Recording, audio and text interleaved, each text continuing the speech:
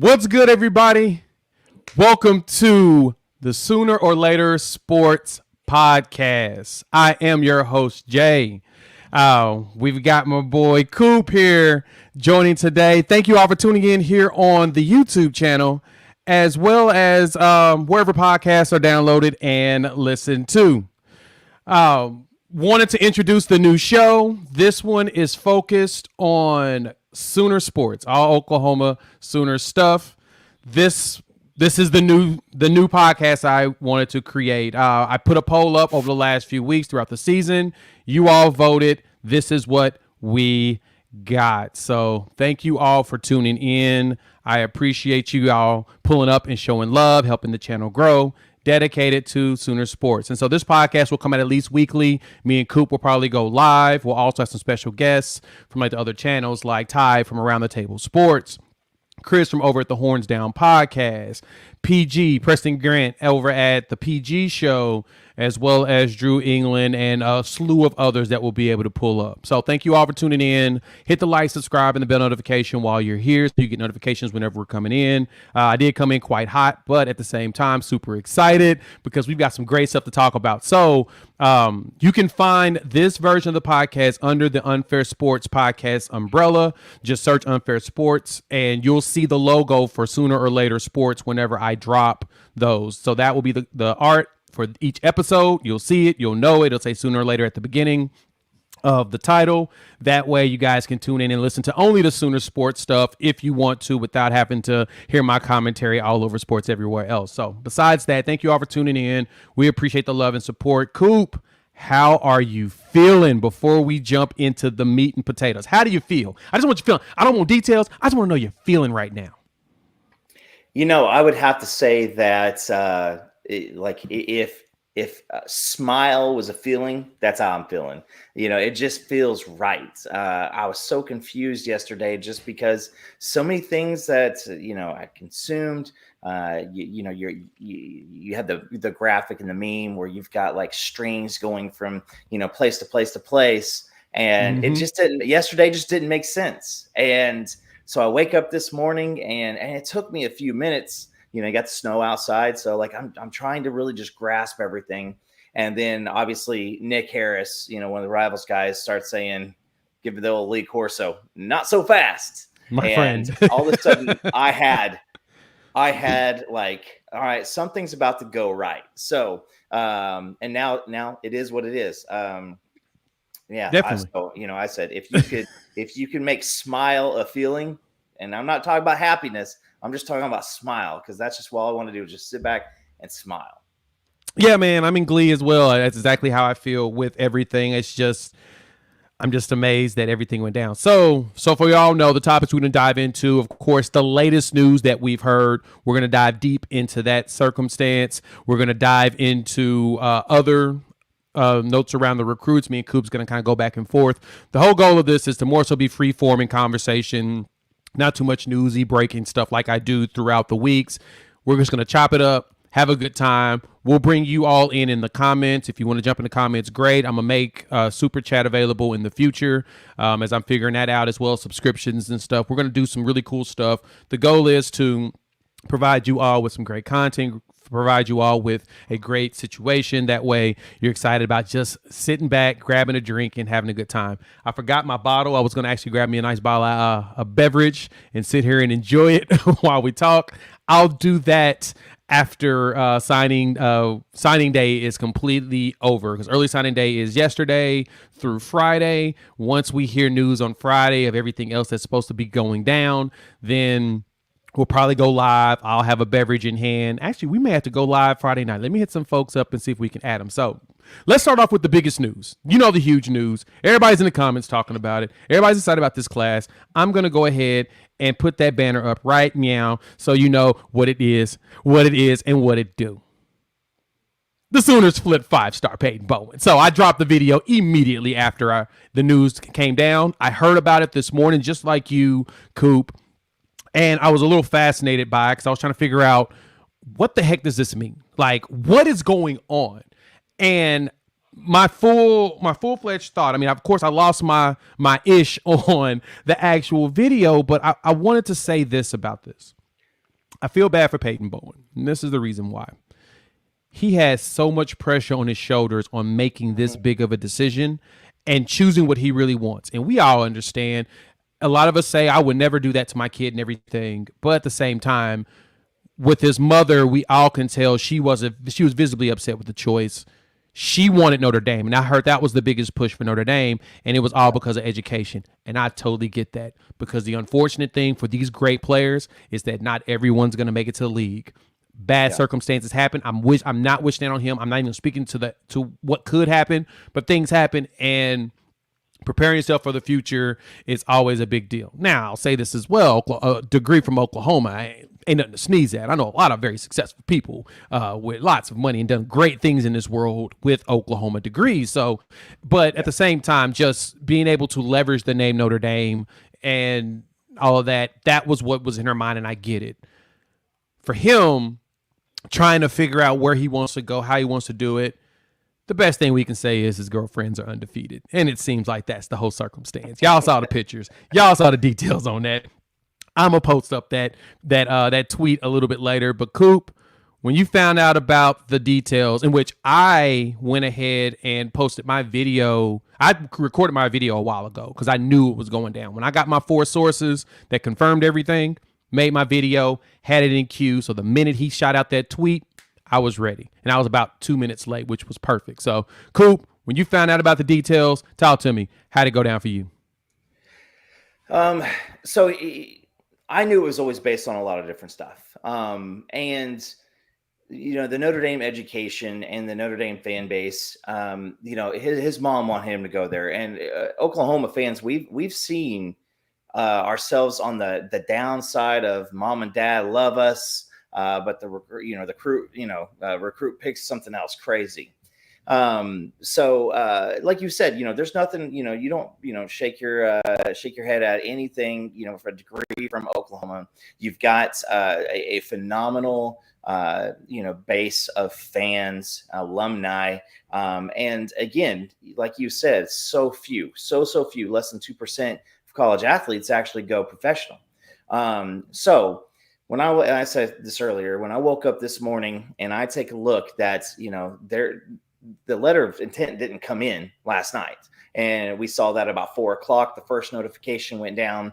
We saw it about 7:00, and we saw the communication starting to hit that Peyton Bowen had not sent in his LOI, and he was in contact with Notre Dame and Oklahoma staffs. Okay. So let me say this, is that video of him doing the Oregon hat and OU not even being on there, there was a lot wrong with that. And someday we may get this true story, but there is absolutely zero possibility that OU was not involved in that situation. And that was just a complete, catastrophe. And so some details start coming out, obviously some assumptions and some theories start hitting. And it sounded like, Peyton really wanted Oklahoma, and he, may have potentially, did the Oregon thing just to kind of say, all right, I'm going to do what I'm going to do, and this is my choice. Now, once again, someday we may see this whole story 100%, but obviously, you saw Tom Loy, who is one of the big Notre Dame recruiting guys. He comes out and says Notre Dame is no longer in pursuit of Peyton Bowen. A little bit before, you saw BV throw his swag Valai for the second time of the day. He throws out his memes. So when I felt pretty confident about it was obviously when BV threw the chip out. And then next to it was the LOI. You could see the quarter of the paperwork. Yeah. On top of the 6'9", meaning the flip. Yeah. Yeah. So, with that being said, Brent Venables, again, I don't believe that was handled well yesterday. And I will give props out to this young man, because there were a lot of upset people at what happened. But in his commitment, his public commitment, which just dropped here a little bit ago to Oklahoma, he recognizes and addresses and said, I didn't handle some stuff correctly, and I admit no disrespect. And, as soon as I, made that announcement, I started feeling like, Oklahoma, that it wasn't right. There's a lot bringing him here. One of his best friends, proximity to Denton Geyer, and his family. And then he's got a girlfriend in Norman. And again, I don't want to be crass or anything like that, but I mean, this girl, is a part of his life, and he has a great relationship with Brent Venables personally. Brandon Hall and Jay Valai, all these guys have put in some time. So, do I know the final full story? No, I don't. Will I ever? I don't know. But what I do know is he came home, and he admitted that. He said Oklahoma always felt like home. No, I agree. And I'm going to pull up his announcement real quick so you guys can see it, because I feel like it's why I say I felt bad for the kid, man. It's a lot to try to figure out. Instead, of course, as you see here on the screen, he reflected on everything that went down. I think the biggest thing in here was that it was just a lot going on. And that whirlwind of everything just threw that kid off. And I get it. I get it. A lot of people was pulling him in a lot of ways. I mean, he had the girlfriend, he had the mom, he had the dad, he had coaches and recruiters everywhere. Man, it's a hard decision. And I know some of y'all there in the comments have probably been former athletes, understand this isn't easy to do. Like, it's one of those it's a tough one to choose if you aren't fully sure. And with all those people tugging, man, it made him have to think hard. Like, playing around with this, he legit was like going through hats. And I suppose what I heard was, rumor has it, is that the Oklahoma hat was hidden, and then he was going to pull it out at the end, like they do the hat in the box type deal or whatnot. And I think the other thing that fascinated me too with a lot of this was that Oregon hat was a red O. A lot of people didn't notice that. That O was red. And I was trying to figure out, wait, why does he have a red O Oregon hat when he could easily have a green one, or one that actually matches Oregon, to be on the table? It wasn't there. But man, straight up, they're putting together one of the best, if not the best class to ever come through Oklahoma. And it's something to really applaud, not only Coach Brent Venables, but the staff he's putting together. I understand that we're in a rush to be successful and to be great and to be everything that we want. But guess what? It takes a little bit of time. It's going to take us a little bit of time to get to the SEC standard we want to. But this class, this is the starting point. This is the starting point of an SEC type school. And I was talking to some buddies in a group chat, and this was the one thing I wanted to really emphasize with people when I talk about the direction Oklahoma's going. 6-6 sucks. I get it. But this is something to understand. When it comes to these recruiting battles that we're in right now, this isn't about NIL. This is not about transfer portal. This is proven track records versus proven track records. Think about that. Nick Saban has put people in the NFL. So is Kirby Smart. Dan Lanning did a lot of putting people in the NFL, of people he recruited at his time in Georgia. Brent Venables did the same thing at Clemson. Dabo Swinney has done it. Bob Stoops did it. Lincoln Riley's done it. When you get to that top 5, it's like the top 1% of the top 1%. They're fighting each other, and they have the same sales pitch. I can get you to the NFL. I've done it numerous times. I have a proven track record to do it. So then it's all about the conversation. And Josh Pate from the Late Kick at 24/7 said this beautifully. He said, the schools with the most NIL did not win the biggest recruits in this cycle. A lot of the larger checks weren't taken by the kids. They were looking at development. They were looking at everything else, because at a certain point, when you get to that top 5, all of them got money. OU has money. I know y'all don't think that. Y'all think we ain't dropping bags. I promise you, I've been told by people that are really connected, we drop a lot of bags and a lot of offers and a lot of digits to try to get people. And it's at the point, it's just the kid's choice then. It's like, well, they're offering me a few $100,000 more, a few thousand more, or whatever more than this one. Now the question is, where do I want to live? Where do I want to train? Who's going to get me prepared to the next level first? And that's where we're at. Smaller schools, they may have a lot of NIL battles and stuff, but the larger ones, nah. They've all got money. Oklahoma, I think, was ranked in the top 10 in revenue on the football side over like the last 4 years. Like, one year we were the top. I think actually, yeah, 2019 year. It came out in 2020 during the pandemic. The 2019 financial statement showed that Oklahoma brought in the most football revenue of all schools in the country. I'll post a link to the article so you all can look at the numbers. So when I looked at it, I was baffled. We were the only ones that year to bring in over $100,000 in rev, and I was like, wow, how? I thought Oklahoma was broke. No, Oklahoma's got a lot of money, but we got to figure it out. So anyway, the receiver, the DB room has gotten deeper. I said it when I was talking about it earlier in the week. I was excited. It'd been great to have Peyton Bowen, but we'll be all right because I'm still stoked about the other players.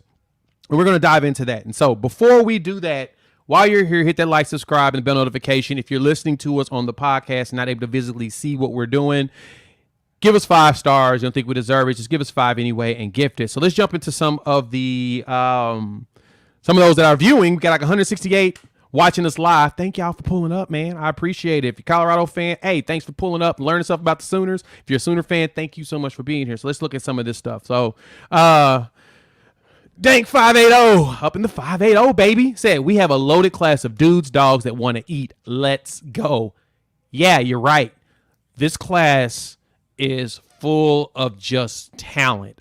I'm impressed at the type of caliber players that this staff has brought in. I watched 24/7 OU Insider. They went live and was talking to. They had players come in for interviews, and I don't think there was one I wasn't impressed with at all. I was like, wow, like these are just stand-up dudes. They're great, great personalities. You know, they're built. They love the family aspect of the team, and I think that is way more comforting than people understand when you're 18 years old and you're moving away from home. It is. It gets you. You know what I'm saying? And so that's a big one. Let's jump in here. Some other comments. Terry Steele popping us out. Great class, still growing. Thank you. We appreciate you pulling up with us and joining us. Now, this is one that's interesting, and we're going to talk about this as we go through the class and everything, especially when we start talking about transfers. I'm going to go ahead and mark you for later. Coop, anything? Here it is. This is a good one. Coop, what you think? Bizarre commitment. Yeah, I'm with you, Sean. What you think, Coop? Like, that was the one thing that threw me off, too. I'll just tell you this is, like I said, there was just something not right. And there was, you go into analyzing what people look like, what their parents look like, and everything going down, what we know, what we've heard. And then all of a sudden, every single recruiting expert all of a sudden didn't know what they were doing. Like, come on, so something was up. It was bizarre. Absolutely bizarre. Again, rumors, speculations, all that stuff. I do. But here's the thing that I did, because, we talked about the poker chip. There's also reference that 6:9 was for Galatians 6:9, and it's something that Brent Venables uses a lot. And let me read you this scripture. He says, "Let us not become weary in doing good, for at the proper time we will reap a harvest if we do not give up." Tell me this. Peyton Bowen flips that hat. Brent Venables knows this kid. Brendan Hall knows this kid. Jay Valai knows this kid. You don't think that they were like, something's not up, let's call him? And I promise you it was not, Peyton, why did you do that? I promise you that the first words spoken to him were, Peyton, what's wrong? Is there something wrong? Because you don't look like yourself. Because they care about it. They are about developing these young gentlemen into successful people. And I do 100%. I think that there was some kind of something happening with the hats, a hidden OU hats. He did say "Go Ducks" right after he pulled the hat. So the red, Oregon hat was a little odd. But again, if we zoom out, and I always tell people you got to zoom out, because if you jump into maximizing what everybody else is trying to maximize, you're going to get lost in a lot of emotion. And if you zoom out and you just look at what we do know, then there's it. And, I made a comment at one point that, if someone, tries to, keep showing you who they are, you kind of have to eventually, believe them. And I believe that he came to Norman a ton. He came to Norman, I mean, a lot. And so he's He in the did. he's signed. It's in. I think that the talent, I'm going to go back to the first comments. We got a lot of dudes who want to eat. We've got a lot of dogs in that DB room with flexibility. You could slide Bowen out to corner, nickel, a dime slot, a safety, free safety. You can also do the same thing with Dea McCullough. You've got still Lewis Carter, who is a guy who is going to be able to back out and come back up towards the line of scrimmage. Seatbelt, he's got a lot of flexibility. Oh my gosh. Sooner Nation, if you don't understand this is the best defensive class since Switzer was recruiting. It just is. It is the best. And we're not done yet. And I say this. We're not done. We are not done. We've got transfers, and we've got next year. I will be a freshman, potentially still happening here, and we can get into that here in a few minutes. But last thing before I switch back over to you is, I don't know if you saw this, but the tweet went out. Oklahoma football shared it that Oklahoma has the second most Pro Bowlers of any school in the NFL this year. Yeah, 4 of the 16 offensive linemen are Sooners. So, how are you going to flex like that right in the middle of all this stuff goes? So, again, it is. You can come get yourself some money to be taken care of. I believe in the NIL collectives. I don't believe in giving a quarterback $25 million or whatever's going on. But what I do think is we as fans, we have the opportunity to contribute to that. And we want these guys to get paid, but we want them to come in here and get developed because we want to get better every year. And this to make some good points. Like 405 Boy just mentioned, this is a great secondary class. And Hank, Hank, my boy, you've been riding with me for a long time, and I appreciate you. And this is perfect. These two classes will blend perfectly. Remember, when BV got the job at the beginning of December, literally a year ago, they were basically piecemealing the class, more so trying to secure players that had already committed to get them to stick around and then add additional players. So the class still ended up top 10. And it was a lot of players that they had to go pull in while at the same time hope that would stick around. They had to go renegotiate basically with a lot of these kids. They had to go resell them on the idea of coming to play for coach. And that's one crazy thing to think about when it comes to all of this is that they were able to put that class together. And then after this season, and Mike, thank you for pointing this out. This is a big one. With this year, a lot of people were questioning everything. I've had so many people say, man, Brent Venables wasn't the guy, blah, blah, blah. And I'm just like, but he's literally been here. Maybe he hasn't been here a year yet, and he's still working with players that are not built for his system yet. Like, if anybody that works out, I know a lot of you exercise on the side. I'll exercise on a regular basis, and I was a kinesiology and health studies major at UCO.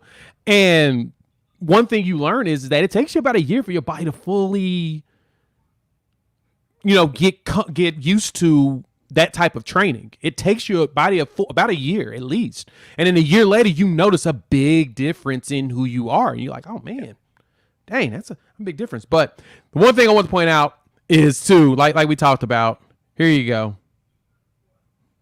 That was what was posted by Oklahoma Soccer after the announcement went down, because that tells you what? Girlfriends are undefeated. So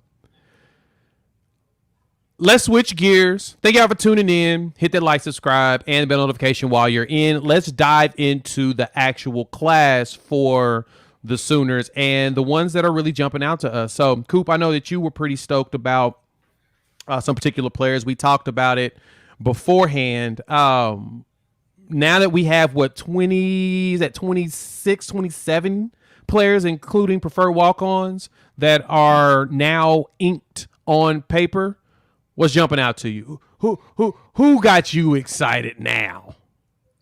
So, if you get a chance, go take a look at Heath Ozeta and Logan Howland's senior film, because these are two guys that a lot of people thought these are project guys that are going to get there. We just need a couple years. And the dudes made strides here in their senior year. By the way, you see Peyton Bowen. He's right there, so that means that it's official. Oh, His LOI has been turned in, so y'all ain't got to be nervous about it. His LOI is in there. What is Stevie Wonder saying?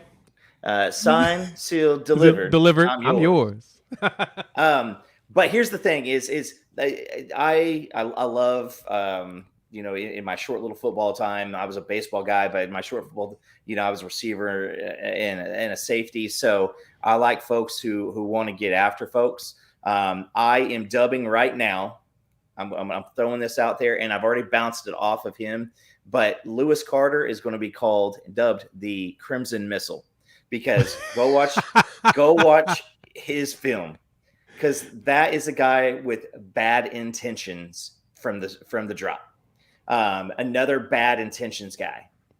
Before you move on to him, yeah, Venables talked about Lewis Carter in his press conference, and he talked about how violent of a player. I guess he didn't really say violent, but he talked about how he's a hitter and he can play at multiple positions. So honestly, they bulk him up enough, he can move down to the edge if you really wanted to. But the goal is him at linebacker, but he can go back into safety. He's fast enough. So imagine him with Deshaun McCullough.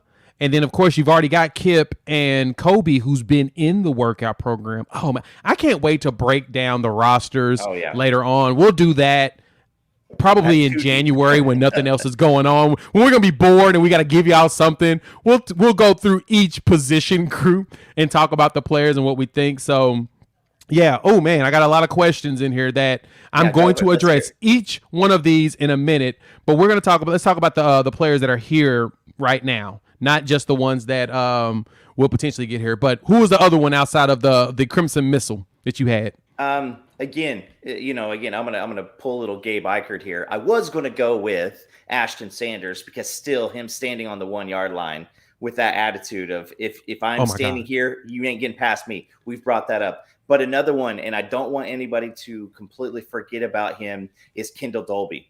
He got bumped up to the top 10 in the JUCO rankings. This is another defensive back, and Kendall Dolby is another man who wants to put you into a business decision mode when you try to catch the football or you run it on his side. That is great. That's the best way to say it. He makes you make a business decision. Am I going to go ahead and keep running? I'm going to go ahead and slide. I'm not going to catch that ball. I'm just going to let that ball fly by me because, he's a hitter. Mm-hmm. If you don't want to go find his film, you can, of course, search the videos that I've put up over the last few weeks. I have one of Kendall Dolby. I have his footage on there when I'm talking about it. And you watch that dude level folks. And you know who else hits folks that kind of surprised me when I actually saw the video? I just kind of was like, oh, I didn't realize that. Peyton Bowen. Dude's a hitter. Like, it's crazy to me seeing how many people on the defensive side that we recruited, and we'll talk about this in a minute, that are hitters. But yeah, Kendall, buddy. And Peyton Bowen, man. I'm gonna throw a comparison out here, and it's gonna Honey Badger. I could see it. Except for Tyler Massey was like 5'7", 5'8", and right. And this dude's huge. He's huge. Yeah. He's huge. Jacoby's huge, and he can play on both sides of the ball. Makari Vickers, seatbelt. Seatbelt's, of course, one that y'all know I just adore him as a player overall. Reggie Smith. Y'all remember the Reggie Smith era from Edmond? He could play. That's who I see out of him. I've seen Reggie in everything that he does. His ability to hit, his ability to stay focused and just be everywhere. Yeah. I see Reggie with this one. So that's all defense. That's all defense. It's just defense we're talking about right now. We're talking about the defensive players right now. That's all the focus is, because it's absurd how good this class is looking. And to talk about that, my boy Lester, he's one of the viewers that's been loyal for a while. And that was one of the questions he asked a while ago. He was like, hey, I see we're talking about defense like crazy, but what are offensive guys? And so, of course, I put a couple videos on offensive guys, but the understanding is this is Brent Venables out here refreshing this roster. He's like, we need more defensive guys. That was the one thing that Lincoln Riley and his regime was fantastic at. Our top 20 in the country. We still had the players that can make those plays. We just had to add more defensive guys so that we can have the depth to rotate through, especially as all of them are getting into a new type of shape. Like, I don't blame it on us not having talent. I think a lot of it with the defensive players is just that they were, and somebody mentioned this, they didn't get no days off. Even Schmitty basically told Venables, hey, man, you got to give them a day off. Like, we got to pull it back. But it was because he wanted them to be great and want them to try to fast track it without realizing it was just cannibalizing yourself. And so defensively, loaded class defensive play. Most of this class is defense. Just keep that in mind. Most of this class is defense. Let's talk about some of these offensive guys. Let's jump into that. But before we do that, let's jump on here in some of these comments or whatnot. Y'all are clamoring to talk. Thank y'all. We are gonna. Oh man. So I'm getting a lot of this, and I'm going to address David Hicks very soon. That will probably be at the last 15 of the pod. We'll talk about transfers and all of that. We're going to go through a little bit on the offensive players, and then we'll dive into David Hicks. Do not worry. You're not being forgotten. I have starred these comments, so I remember to go check them out. All right. Let's see. Yeah, I agree here. Neo, all things aside, Peyton Bowen released a statement on Twitter about his commitment. It was very classy, very respectful. He earned some respect from me. Yes. If you rewatch this video or even rewind it since we're going live, I put up the statement so everybody can look at it. Feel free to pause the video and watch it and read it because it was fantastic. Or you just go to his Twitter account. I'll make sure to put it in the description at the end of the show. He earned a lot of respect from me because he owned it. And that's what you want. You want guys that will take accountability for themselves on certain stuff. And he owned it. And I was like, you know what? I ain't mad at you. If you'd have still picked Oregon, wouldn't have been mad at him. And that was why I was so heavily emphasizing with all of you all not to really freak out or go. Good thing is my viewers, we don't lose our minds when we don't get our way on recruits like that. So thank you all for that. Because my comment section, when I read through it, y'all, about 95% of the people are very much understanding and civil when it comes to this. But that's why you don't lose your mind on these kids. They can't change that, but they're 18. I mean, they don't know what the heck they're thinking about. They don't know. They just want to figure it out. They just want somebody else to figure it out for them. I mean, I know for those in here that are parents, y'all know what I'm talking about. Y'all got kids. Most of the time, they just want you to do it. Just do it for me so I don't have to figure it out because they get confused, worked up, blah, blah, blah. He made a decision. Now he's here, and I'm stoked about that. Yeah, Dobie is a killer. Watch the film. If you have not watched Kendall Dobie's film, he's a JUCO guy, and I know that a lot of us forgot about JUCO, but he is a JUCO guy, and when he tackles, again, like I said, business decision. Yeah, it's like. Yeah, he's gonna make. I love that. I'm gonna use that. We're gonna call him business decision. That's it. He's just gonna He's gonna make a choice. Just call him. Yep, call him BD, business decision, which is hilarious because there was a video of one of the schools. I think it was in Florida. Actually, IMG Academy was playing a school, and the score was like 92-0, and they ended up having to call the game because it was so bad. But in there, the quarterback on the other team, they were down. It was 17-0, I think, something like that. And he made a business decision in the end zone. The snap was bad. He went to pick it up. He saw the defender coming at him. He just walked away. He was like, forget this. I'm not going to do that to myself. He probably got hit at least twice in that game. I'll find it. But he probably got hit twice in that game. Was like, man, I ain't getting hit like that again. And he saw that opportunity to not get hit. He's like, nope. He just walked away. Still the funniest thing in the world. So Dobie definitely is a killer. Bowen as a Sean Taylor. Hey, that's some big shoes to fill, but yeah. I mean, obviously we haven't seen safety play. I mean, Tony Jefferson had it at times, pretty good. You go back to Brendan Everidge, the last time that you had a dude who really wanted to hurt people. Superman, we had him. Good old Roy.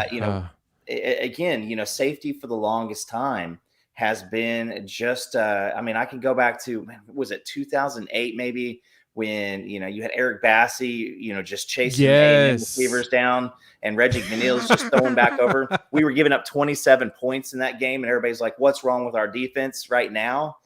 27 was well welcomed.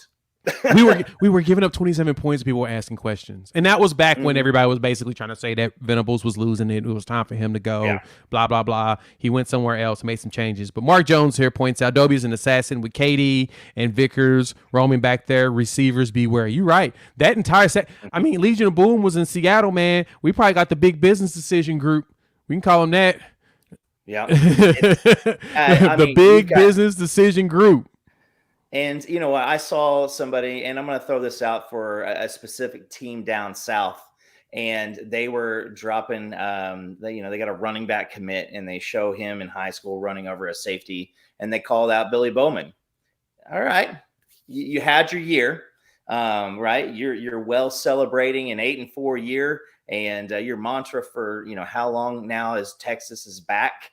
We're sitting here at 6-6, just trying to get to next year so that we can get back to normal. So I just say this is you've got some guys on the outside, you got safeties. And that's the thing about it is if everybody is this good, and again, these guys have not proved anything yet, but if everybody is at this good with this group that we've got, you are now fighting with an aggressive Kendall Dolby as a defensive back. And you haven't even given yourself the opportunity to think about Bowens, anybody else, McCullough back there, who might be coming to chip you in the middle of the air. And again, business decision. Do I want to just make it out of this game and not let these fools kill me? Or do I want to make a catch for 15 yards and we're already down by 35? Right. And looking at this, ESPN still has Oklahoma as the number 4 class. 24/7 moved us up to 5. Oh boy, that's big stuff. All right, let's talk about some of these offensive players, and then we're going to dive into transfers and some news around it. So first off, this is what everybody's asking. This has been popping up in the feed. Yeah, we actually talked about that. The David Hicks news. All right, David Hicks is going to make his announcement tomorrow is the he said tomorrow he'll make an announcement. David Stone is also going to make an announcement. The 2024 defensive end from Oklahoma that's currently at IMG Academy. He's a big OU guy. Right now his profile picture is him rocking Michigan State stuff, but he hasn't committed anywhere. So I'm totally cool with that. But it seems like he's probably going to end up at Oklahoma. And I'm honestly thinking that Stone's going to announce that he's coming back to school. I don't think he's going to reclassify. I don't know.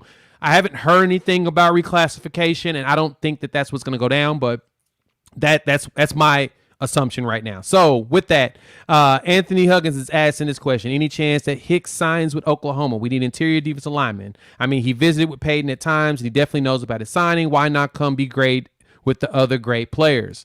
It's a great question, Anthony. My understanding is he's making his final decision on Friday. Now, this shocks me because this is the second time that he's moved up his commitment date.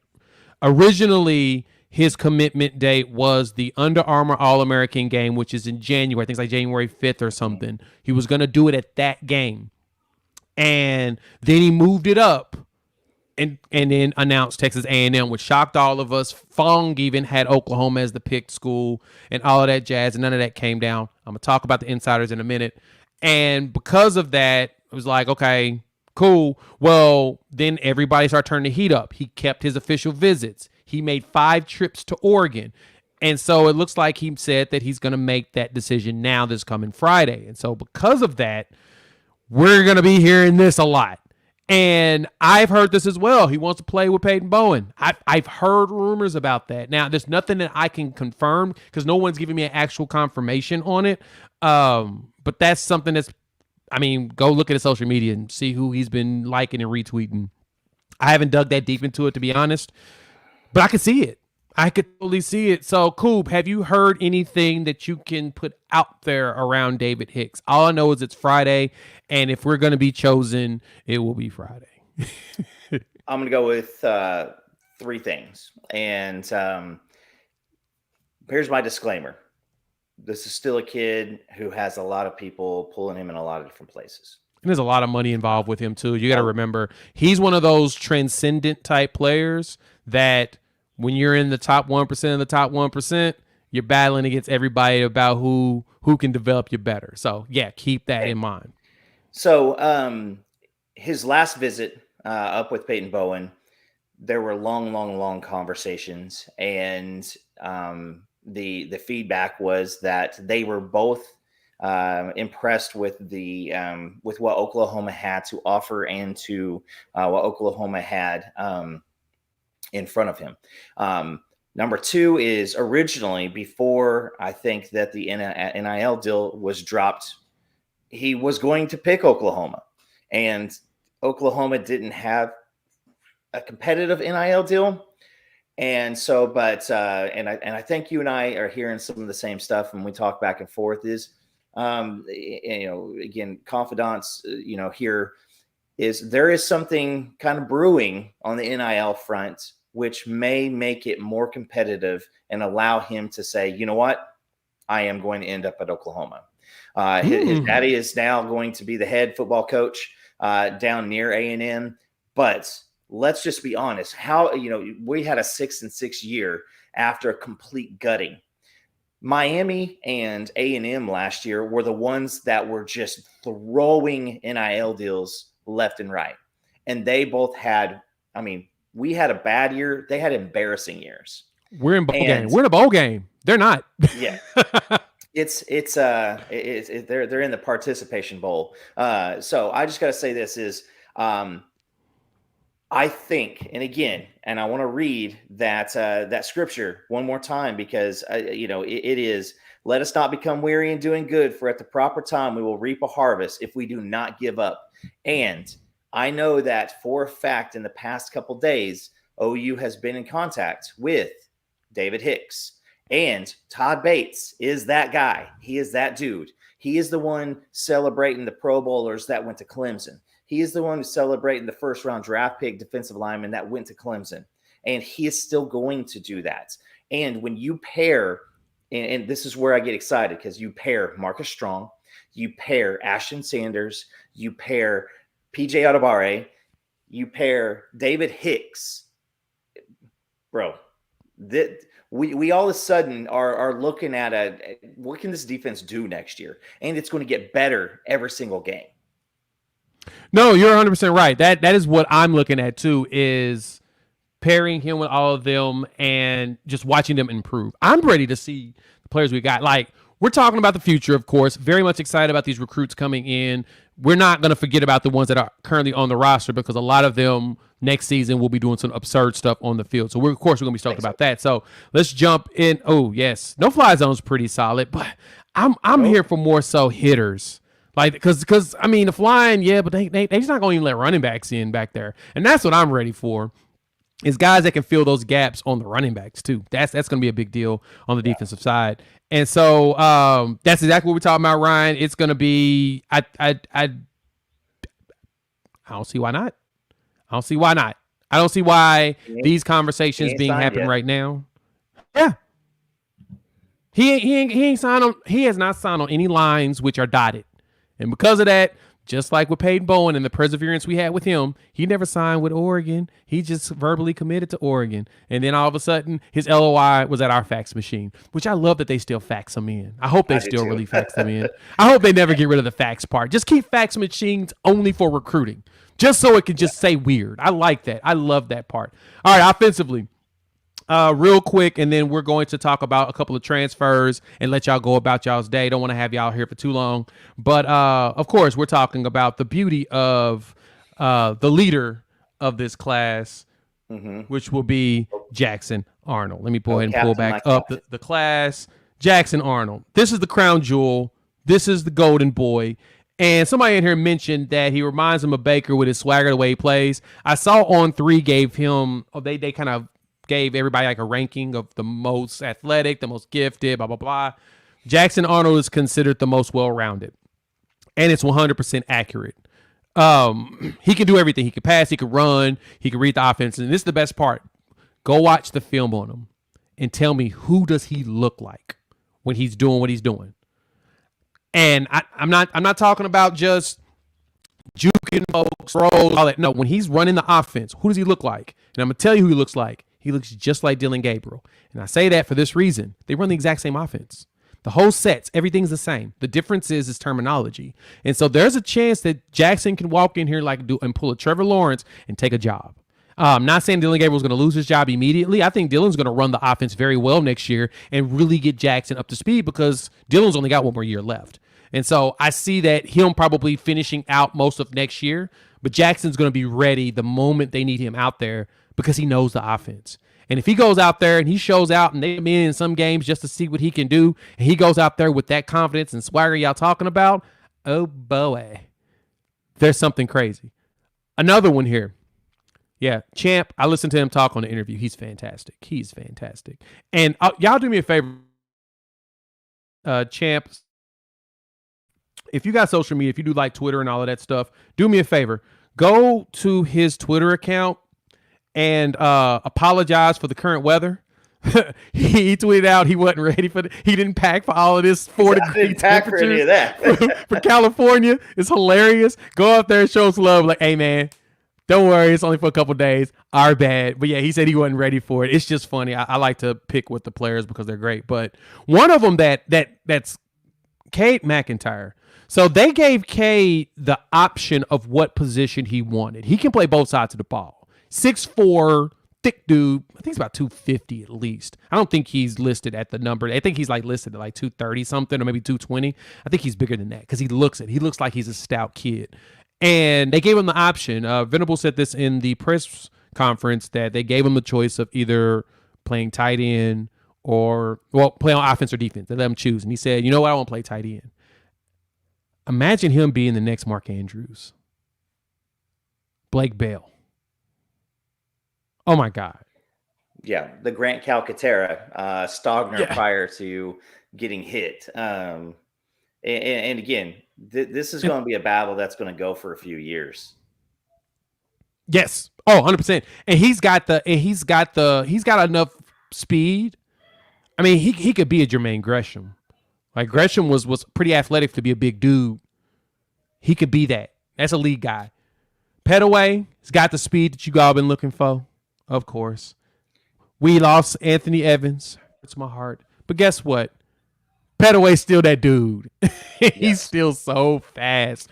And so I'm ready to see him get out there and just run past everybody. Because even from him, of course, Keon Brown's going to be stupid good. Running backs we got plenty of those. We know that Hollywood Smothers, and even Venables mentioned this, he can play both sides of the ball. They were talking about him at safety. BV said that he'd be an amazing safety on this team. But he wants to play running back. So we're going to love to see him there. Chapman McCown is fast. I think he runs his 100 in like a 10.5.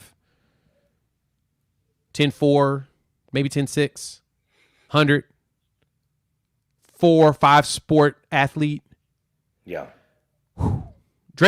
Imagine Drake Stoops with wheels. Like Drake had enough speed. He was good enough. He got open. The best part about Drake Stoops was his ability to get open. He can outrun everybody. Yeah. Yeah. Yeah. And let's jump into some comments before we go into the quick transfer portal stuff. He is much bigger than Gabriel. Like he's got him by some inches. I agree, 100%. Yeah. But look at the way he sets the ball on the offense. Just watch him do the way he does the set, the way he calls the plays, the way he flicks the ball. It's just like the way Gabriel does it. Like he looks like he's running Levy's offense. And it's all just because of the stature, the aesthetic behind it. That's why I point that out, because that's what he looks like. Yeah. Of course, Lester, I want us to kill it because I think we are. So I'm stoked about that. Definitely going down. And last one. Let me jump on this one right here. Why doesn't OU's offense use more crossing and mesh routes? We have so many athletes. Why not get the ball into their hands quickly and let them do their thing? I asked this question too.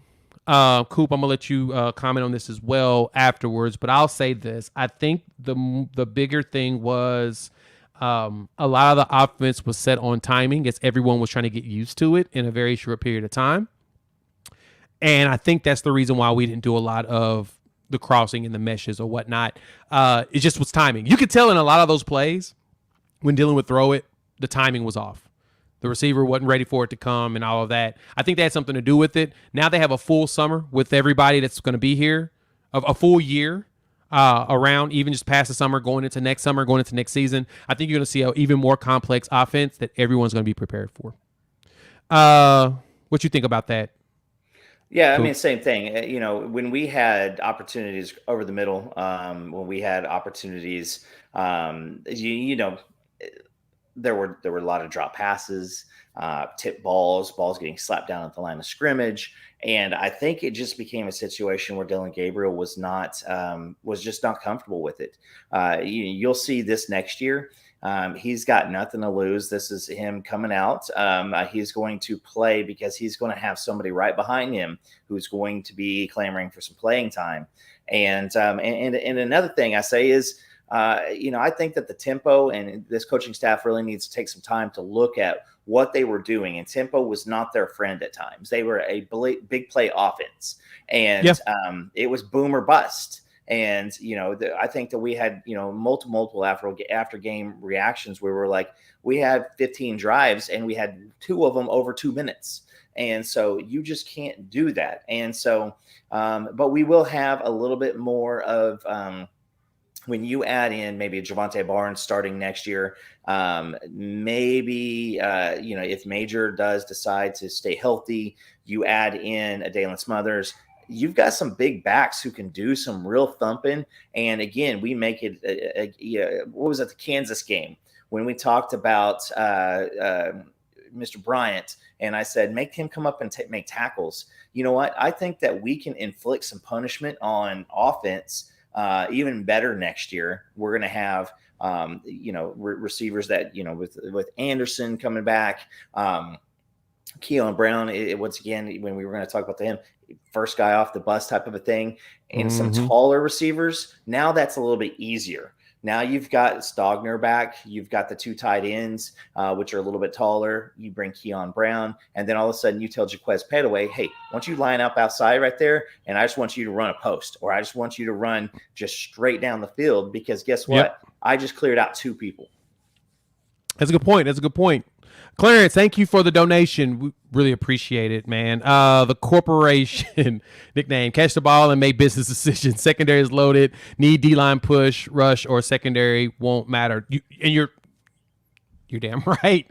You got to have a good rush. And when we had push, you saw the effects of the defense. First 3 games of the season, we had some really good push on the defensive side. At the line, they started to get pressure. They started getting sacks. And I think that was at that point where they were being overworked and they just lost their legs. It just felt like it. I mean, I could be completely wrong, but at the same time, that's when I heard some reports on Schmitty's telling BV to give them some breaks, especially after Kansas State and TCU, and it looked like we were exhausted.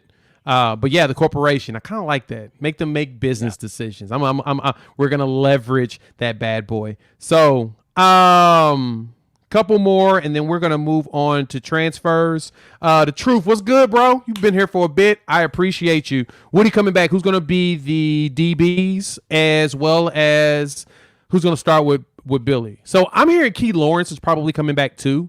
So we're probably gonna still see him. Trey Morrison is out. Colden hasn't got his decision yet. Yeah, Colden hasn't decided yet. Now, I heard CJ Colden has gotten the approval for a waiver. That's the rumor that I've heard, and he's just trying to decide if he wants to come back or not. I would love to have Colden back for one more year just to have that veteran presence. So Bowman, man, that's a good question. We're going to see a lot of Robert Spears Jennings and Gentry Williams. We'll see him. I'm curious about Jaden Rowe. I think he's the one player that I've been curious about if we're going to see him, a lot of him or not. Because he was really good at Union, and I think that he will probably see some of the rotation. So let me dig. We'll do some depth chart previews sometime in January. The Truth. Then at that point, I'll be able to really tell you who I think is going to start. Because I just need to know what's going to happen with Colden and some of these players that have the option of coming back one more year. That makes it tough. And here's the thing is, we talked about Kendall Dolby. He's played lower tier college ball. This is a JUCO guy, so he's not he is not just fresh. And so, you've got that opportunity too. Gentry Williams, what we're seeing here, and we've heard Brent talk about it towards the end of the year, is he wants people who are football people. He wants people who are here to actually do this, get better, and progress. And so you're going to have a lot of people out there. We have a ton of talent. That fact is absolutely out there. We have a ton of talent, ton of athleticism. And if Brent could throw, 6 or 7 guys out there that can play 2 or 3 different positions, now what's that pre-snap look like? For the offensive coordinator, what's the pre-snap look like? Is that guy right over there? If I'm looking at, Dason McCullough, is he an outside? Is he outside? Is he an edge rusher? Is he lining up at Mike? Is he going to drop back and play safety? How would you like to catch a little slant on 2nd and 7 and Dason McCullough is coming downhill at you? Yeah. Corporation. Yeah. Fair point. Fair point. All right, let's jump to transfer portal stuff and get y'all out of here so y'all can go live y'all's beautiful lives. Thank y'all for tuning in as usual. If you're new, hit the like, subscribe, and the bell notification, and join the family. Salchuk, yes, we're gonna see a lot of him. We're gonna see a lot of him in the bowl game. Yeah, no Eric Gray, no Major because Major's still in the boot. We'll see him next week, actually a week from today, and I plan on being there. That is in the agenda. So, yeah, we're going to see a lot of him. We're going to see a lot of Barnes. I heard Megwa might be ready to go. Crossing my fingers. He's practicing. Crossing my fingers. I want to see what he looks like. But that running back room is really deep with strong, fast dudes, especially the ones coming in. So, transfers. I never asked you this. Are you more of a Chevy guy or are you more of a Ford guy? That's a good question. I'd like to try a Ford out maybe next year. Yeah. Ford would be nice. Looking at just the packages they have available, the ability that's there, would check out Ford. But there are a lot of players right now that we are targeting in the transfer portal. I did a video recently about one wide receiver that I really hope we get that looks like we've been crystal balled, predicted, all of that jazz, future cast toward. Actually, I don't think we got a future cast yet, but I know we have a crystal ball and I believe a prediction for, and that's Cleveland Harris III, aka Trey Harris, wide receiver at LA Tech. I had some course footage of him that I played and that showed him catching those one-handed catches. Bro, 6'3", 190, very much underrated, but went out there and was putting up some stupid numbers as a wide receiver up there at LA Tech. And so he's one that I know that I've been keeping my eye on, and I'm hoping that we can find a way to snatch. What do you think? What do you think about Trey Harris? Think we can pull him in? Yeah, and again, let's go with size because I think we said this in the last video. You can't coach size. That it just cannot. You just cannot do it. So we've got the opportunity for. Is he 6'2", 205? Again, this is another big body. And when you're running those mesh screens, you're running stuff over the middle. You need somebody who's going to be able to be a possession receiver. And I'd like to see Josh Norman coach him up because that's what Josh Norman did when he was here.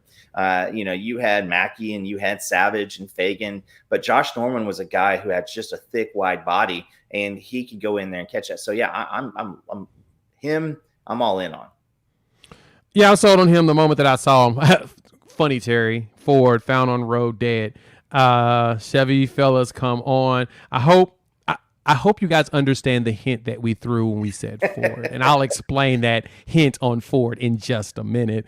But no, I just want the size of this receiver on our team. I think having guys like this out there running around, catching passes, the ability to catch one-handed catches. I'm gonna pull up one of the videos while we go through this because it was just that impressive in watching him play. It's like, man, you're pretty darn good, Trey. Like, you a lot better than I anticipated.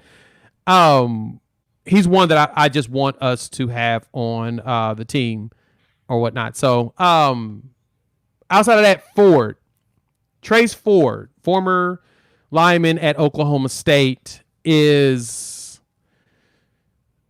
supposedly in the play right now. Now, we've talked about him in the past. He entered the portal. We thought that we may have had a chance a while ago. Haven't heard any like actual confirmations or anything, but he's a player that we may be able to land. And so that's kind of where the Ford joke came from, is that I would love for him to be here. Pull him just from across the state, and he's really good. Now, I've heard USC has been making a really big push for him, which is super fascinating.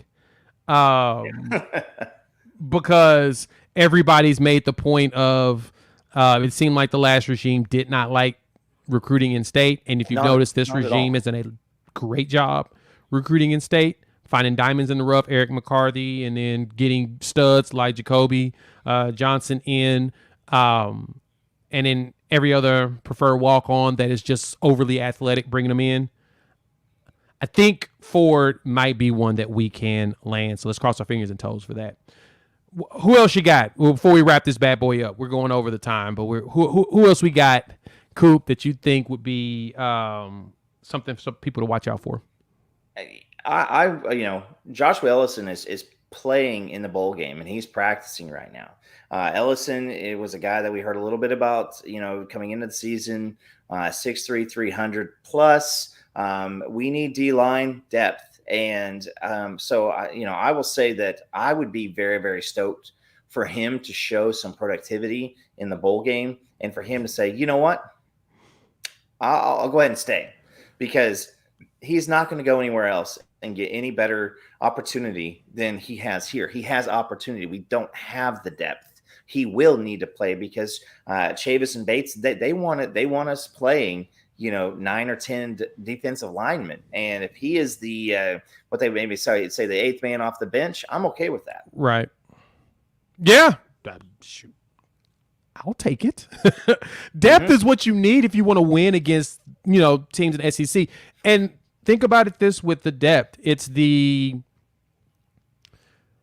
young guys the young guys will have to work harder to beat the older guys that's out there if they want to take their jobs. That iron sharpening iron. That's something to keep in mind or whatnot. So we're going to wrap this bad boy up. Thank you all for pulling up. Merry Christmas, everybody. Happy New Year. Happy holidays. Happy Hanukkah. Happy everything for those that celebrate whatever you celebrate. We appreciate y'all pulling up. Thank you for checking out Sooner or Later Sports Podcast. I will have this on, like I said, the Unfair Sports feed. So you can find it wherever podcasts are downloaded and listen to. Just search Unfair Sports. You'll see the logo to let you know which one is Sooner related. So if you don't get to catch the lives, it'll be there. I'll chop this up into multiple videos on the channel so you can check it out. But thank you all for the love. Hit the like, subscribe, and the bell notification. We will be back probably in about a week. Heck, if Coop's not doing anything, we may actually record on Christmas Day, that evening. I don't know. Unless we decide to record on Friday, since early signing day ends on Friday. Pull up, show your boys some love, like, subscribe. Happy holidays. Thank you, everybody. We'll chop it up soon. Peace.